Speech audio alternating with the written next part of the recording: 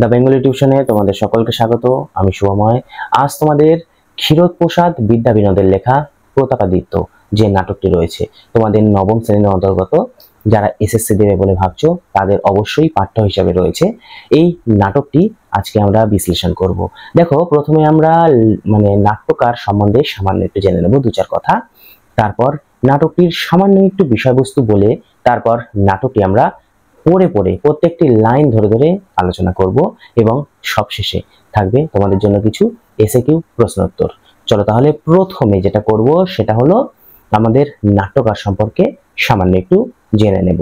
ক্ষীরোদপ্রসাদ বিদ্যা বিনোদ 1863 খ্রিস্টাব্দে খড়দহতে জন্মগ্রহণ করেছিলেন। ক্ষীরোদপ্রসাদ বিদ্যা বিনোদের পিতার নাম ছিল গুরুচরণ ভট্টাচার্য। ক্ষীরোদপ্রসাদ বিদ্যা বিনোদ মেট্রোপলিটন ইনস্টিটিউট এবং প্রেসিডেন্সি কলেজ থেকে শিক্ষা লাভ শুরু করেছিলেন এবং 1892 খ্রিস্টাব্দ থেকে 1903 খ্রিস্টাব্দ পর্যন্ত অধ্যাপনার কাজের সাথে তিনি যুক্ত ছিলেন। আমরা দেখতে পাই বা জানতে পারি ছাত্র অবস্থা থেকেই তিনি সাহিত্য রচনা করছিলেন, অর্থাৎ সাহিত্য রচনার ক্ষেত্রে তার অবদান আমরা ছাত্র অবস্থা থেকেই দেখতে পাই। তিনি প্রচুর সাহিত্য রচনা করেছিলেন। তার মধ্যে কয়েকটি উল্লেখযোগ্য সাহিত্য রচনা হলো আলীবাবা, রঘুবীর, বঙ্গের প্রতাপাদিত্য, আলমগীর, নন্দকুমার, ভীষ্ম, নরনারায়ণ প্রভৃতি উল্লেখযোগ্য। ক্ষীরোদপ্রসাদ বিদ্যা বিনোদ শুধুমাত্র নাটকই লেখেননি, তিনি উপন্যাস এবং ছোট গল্প লিখেছিলেন। অলৌকিক রহস্য নামক একটি মাসিক পত্রিকার সাথে তার যোগাযোগ ছিল খুব ভালো এবং তিনি সেখানে বেশ কিছুদিন সম্পাদনার কাজও করেছিলেন। আমাদের এই প্রতাপাদিত্য যে নাটকটি রয়েছে, এই নাটকটির উৎস হলো বঙ্গের প্রতাপাদিত্য নামক নাটক। এবার আমরা এই প্রতাপাদিত্য নাটকের সামান্য দু একটি কথা আলোচনা করে তারপর লাইন ধরে ধরে আলোচনা করব। প্রতাপাদিত্য নাটকটিতে সেলিম এবং আকবরের পারস্পরিক কথোপকথনের মাধ্যমেই নাটকীয় দ্বন্দ্বের সূত্রপাত ঘটিয়েছিলেন আমাদের নাট্যকার। ভুইয়া বিদ্রোহের প্রেক্ষাপটে চিহ্নিত আকবর ডেকে পাঠিয়েছিলেন সেলিমকে। সেলিম যখন এসে উপস্থিত হয়, আকবর সমস্ত ঘটনা তাকে খুলে বলেছিলেন। সামান্য এক তুচ্ছ বিদ্রোহ অর্থাৎ ভুইয়া বিদ্রোহকে আকবর চিন্তিত হতে দেখে সেলিমও চিন্তিত হয়ে পড়েন।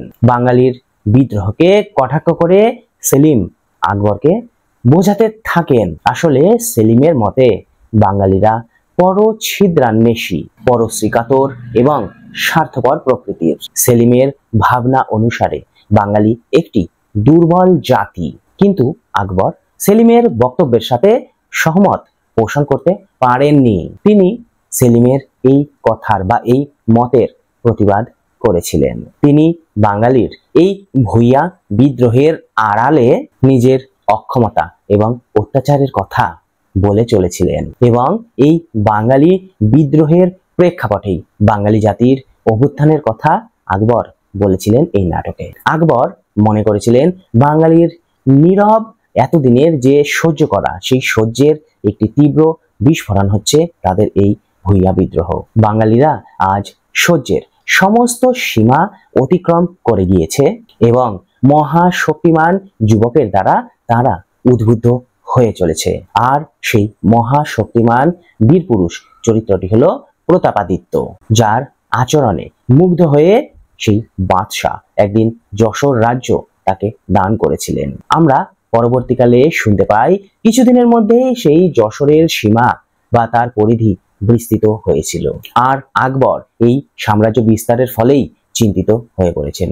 তিনি মনে করেছিলেন প্রতাপের রাজ্য সীমা বাড়তে বাড়তে যদি বারাণসীর এপারে চলে আসে তাহলে মুঘল রাজত্বের সামনেই অবসান ঘটতে পারে আর সবকিছু চলে যাক, দিল্লি কোনো মতেই হাতছাড়া করা যাবে না। তাই বাদশাহ প্রতাপের গতি রোধ করতে চেষ্টা করেছেন, তবু তিনি বারবার ব্যর্থ হয়ে পড়েছিলেন। প্রাণ গেছে অনেক মুঘল যোদ্ধার, আজিম খাঁ পর্যন্ত পরাস্ত হয়েছে। এই খবর পেয়ে বাদশাহ সর্বশক্তি দিয়ে তার বিরুদ্ধে রুখে দাঁড়ানোর কথা বলেছিলেন। আমরা মূলত বিষয়বস্তুটা আলোচনা করলাম, এবার আমরা নাটকটি লাইন ধরে ধরে আলোচনা করব। প্রতাপাদিত্য ক্ষীরোদপ্রসাদ বিদ্যা বিনোদ। আগ্রা বাদশাহ কক্ষ। তাহলে নাটকটা শুরু হয়েছিল কোথায়? আগ্রায় বাদশার কক্ষে। আকবর ও সেলিম এখানে কথোপকথন করেছিল, আকবর ও সেলিম। প্রথমে সেলিম, জাহাপনা এ গোলামকে তলব করেছেন কেন, অর্থাৎ আমাকে ডেকেছেন কেন? আকবর, বিশেষ প্রয়োজনে তোমাকে আজ আনিয়েছি, সঙ্গে কেউ আছে? আগে গোলাম একাই জাহাপনা। দরজা বন্ধ করো, তারপর শোনো, যা বলি তা মন দিয়ে শোনো, আমার শারীরিক অবস্থা দেখতেই পাচ্ছ। অর্থাৎ সেলিম এবং আকবরের মধ্যে এই ধরনের কথোপকথন হচ্ছিল। সেলিমকে একটা বিশেষ কারণেই আকবর ডেকে পাঠিয়েছিল। সেলিম, জাহাপনার শারীরিক ও মানসিক দুই অবস্থাই খারাপ। আকবর, শারীরিক যত, মানসিক তার চেয়ে শত গুণ বেশি। বাংলায় কি ব্যাপার হচ্ছে তা জানো? মানে তুমি বাংলার কিছু খবর টবর রাখছো? সেলিম, শুনেছি বাংলায় একটা ক্ষুদ্র ভূমধ্যিকারী বিদ্রোহ চলেছে।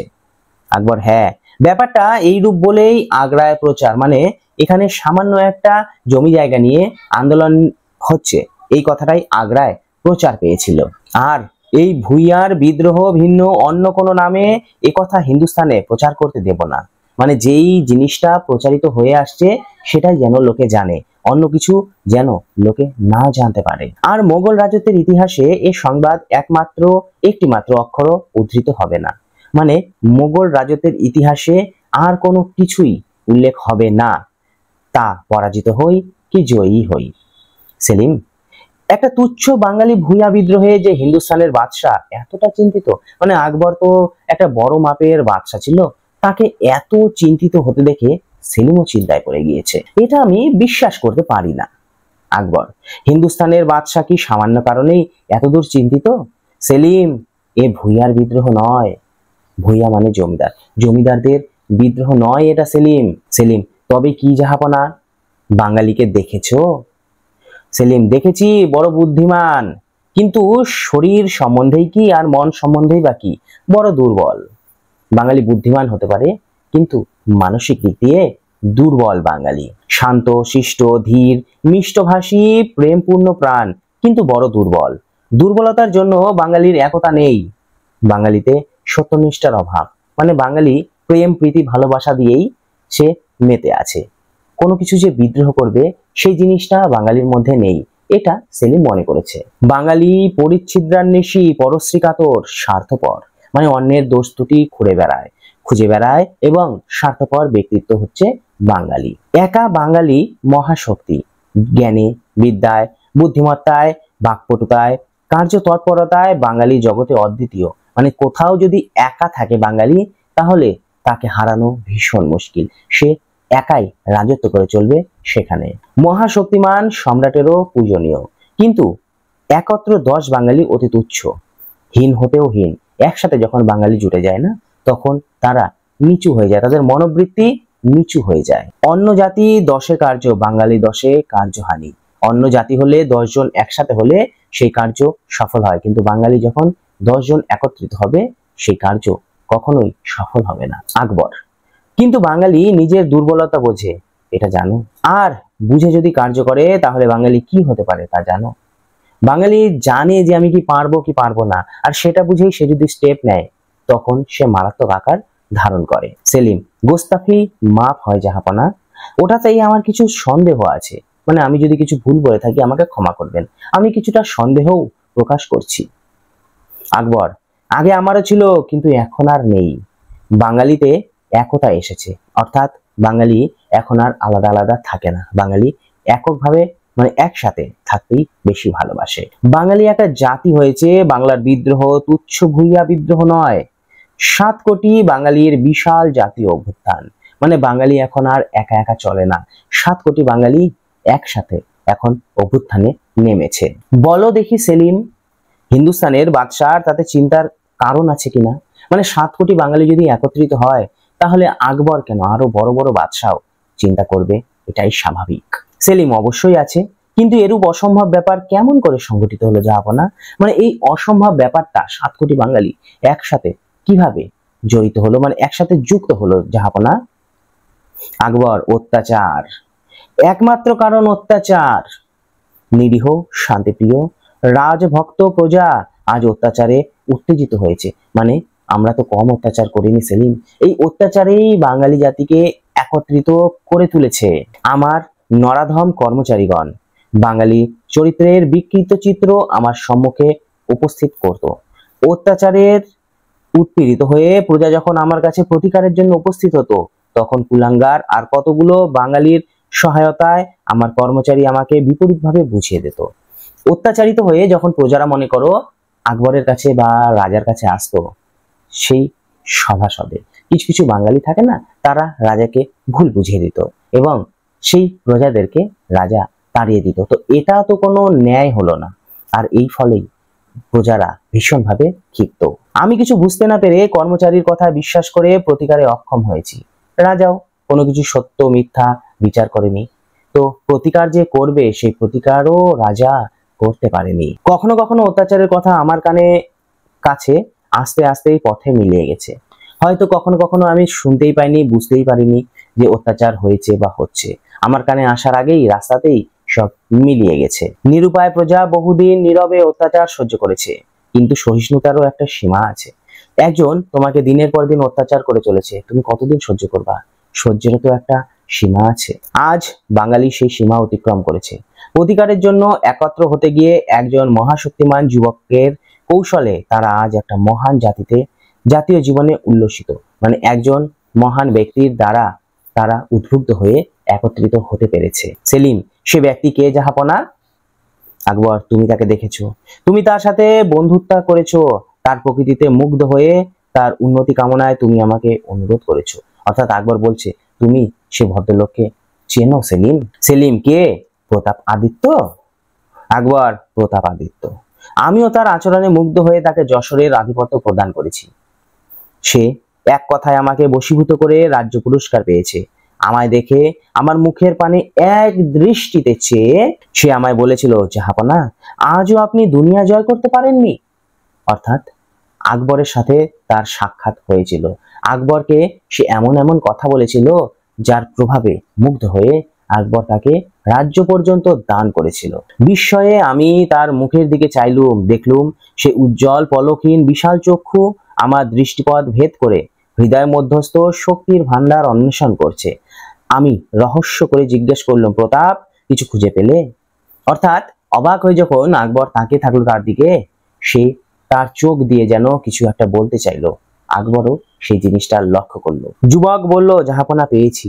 রাশি রাশি স্তূপকৃত অতুলনীয় শক্তি, অর্থাৎ আপনার অতুলনীয় শক্তি আছে, রাশি রাশি। আমি সেটা জানি বা বুঝতে পেরেছি, কিন্তু সম্রাট আকবরের শক্তির তুলনায় তার জীবনের পরিমাপ অতি ক্ষুদ্র। মানে আপনার শক্তি হতে পারে অনেক বেশি, কিন্তু আপনার জীবন খুব সামান্য। নইলে 5 জন মোগল নিয়ে যে ব্যক্তি ভারত আয়ত্ত করেছে, সে মহাপুরুষ 50 জন ভারতবাসী নিয়ে কি পৃথিবী জয় করতে পারে না? প্রতাপাদিত্য বলেছিল, মাত্র 5 জন নিয়ে আপনি ভারত অধিকার করে ফেললেন, আর ভারতবাসী 50 জনকে নিয়ে আপনি পৃথিবী দখল করতে পারছেন না। পারে, কিন্তু ঈশ্বর আকবরকে শতবর্ষব্যাপী যৌবন দান করেননি। আকবর বলল, পারতাম, কিন্তু আমার তো আর সেই যৌবন এখন আর নেই। প্রিয় দর্শন, দিল্লীশ্বরের মুখে আজ বার্ধক্যের ম্লান রেখা, অর্থাৎ আকবর এখন বার্ধক্যে পরিণত হয়েছে। তাই সময়ের অভাবে তিনি আজ কেবল ভারত নিয়েই সন্তুষ্ট, অর্থাৎ পৃথিবী জয় করা তার আর এখন স্বপ্ন হয়ে গিয়েছে। তিনি ভারত নিয়েই সুখী রয়েছেন। আমি বললাম, তুমি পারো? প্রতাপ বললে, বোধ হয়। মানে প্রতাপকে জিজ্ঞাসা করেছেন, তুমি পারবে পৃথিবী জয় করতে? প্রতাপ বলেছিল, হয়তো পারবো। আমি কৌতূহল পরবশ হয়ে পরীক্ষার জন্য তাকে যশোর প্রদান করি, অর্থাৎ যশোর রাজ্য তখন প্রতাপাদিত্যকে দান করেছিল। অল্প দিনের মধ্যেই সেই যশোর বিহার পর্যন্ত ব্যক্ত হয়েছে। যশোরকে থেকে বিহার পর্যন্ত নিয়ে গিয়েছিল, মানে জয় করে করে।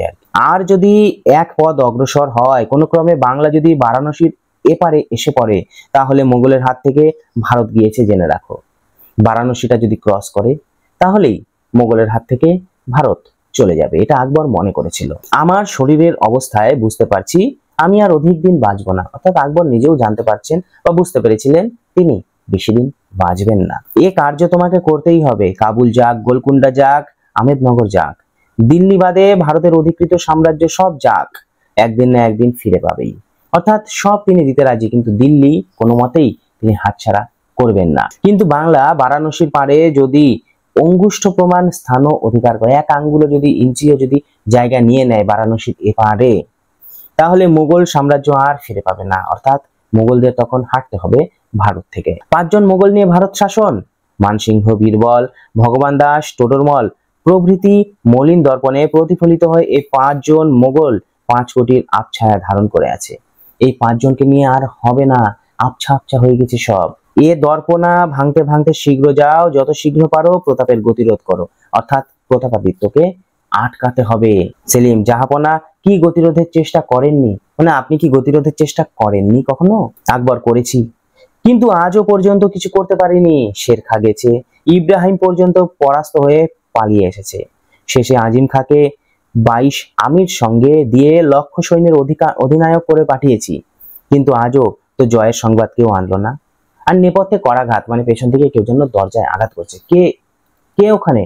এই ধরনের কথা বলল আকবর। সেলিম কর্তৃক দ্বারোদ্ঘোষণ ও দূতের প্রবেশ, মানে সেলিম গিয়ে দরজাটা খুলে দিল এবং দূত প্রবেশ করলো। আকবর, খবর?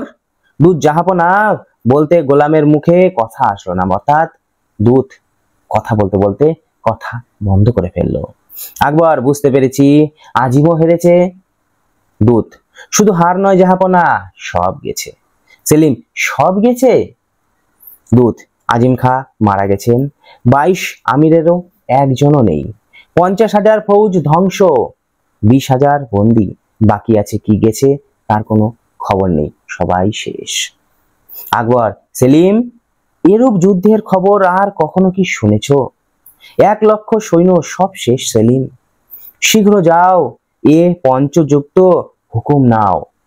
মানসিংহ কাবুল যাচ্ছে, পথ থেকে তাকে ফিরিয়ে আনো। সমস্ত সাম্রাজ্যের ভারে যশোরের ওপর চেপে পড়ো, অর্থাৎ যশোরকে সবাই মিলে অ্যাটাক করো সেলিম, না হলে মুশকিলই আছে। মুহূর্ত মাত্র বিলম্ব করো না সেলিম, এ পরাজয় নয়, আমার মৃত্যু। মানে আমি যদি এখানে হেরে যাই, আমি শুধু পরাজিত হব না, আমার মৃত্যু পর্যন্ত হবে। কিন্তু আমার পানে চেয়েও না, আমার মৃত্যু অপেক্ষা করো না, জলদি যাও, জলদি যাও, অর্থাৎ আমার মৃত্যুর অপেক্ষা করো না, তাকে আটকাও, প্রতাপাদিত্যকে তুমি রোধ করো। এ পরাজয় সংবাদ হিন্দুস্তানে রাষ্ট্র হবার পূর্বে মানসিংহের সঙ্গে বাংলায় সৈন্য প্রেরণ করো, অর্থাৎ বাংলা বা হিন্দুস্তানে বা ভারতে এই খবরটি প্রচারিত হওয়ার আগেই তুমি তাকে গতিরোধ করো সেলিম। এই কথাটি বলেছিল। এটা সংক্ষিপ্ত আকারের, বড় নাটক করতে গেলে তো অনেক বড়, সেটি তোমাদের সিলেবাসে নেই। যাই হোক, নাটকটি এই পর্যন্তই ছিল। এবার এই নাটকের কিছু এসিকিউ প্রশ্নোত্তর নিয়ে আলোচনা করব। দিত্যকে পরাস্ত করতে আকবর কাদের পাঠিয়েছিলেন? প্রতাপাদিত্যকে পরাস্ত করতে আকবর শেরখা, ইব্রাহিম ও আজিম খাঁকে পাঠিয়েছিলেন। সেলিমের মতে বাঙালির একতা না থাকার কারণ কি? সেলিমের মতে বাঙালির একতা না থাকার কারণ তার চরিত্রের দুর্বলতা ও সত্যনিষ্ঠার অভাব। আকবর প্রতাপাদিত্যকে কোন অঞ্চলের আধিপত্য দান করেন? আকবর প্রতাপাদিত্যকে যশোরের আধিপত্য দান করেন। আলোচ্য নাটকে কাবুলের পথে পাড়ি দিয়েছিল কে? আলোচ্য নাটকে কাবুলের পথে পাড়ি দিয়েছিল মানসিংহ।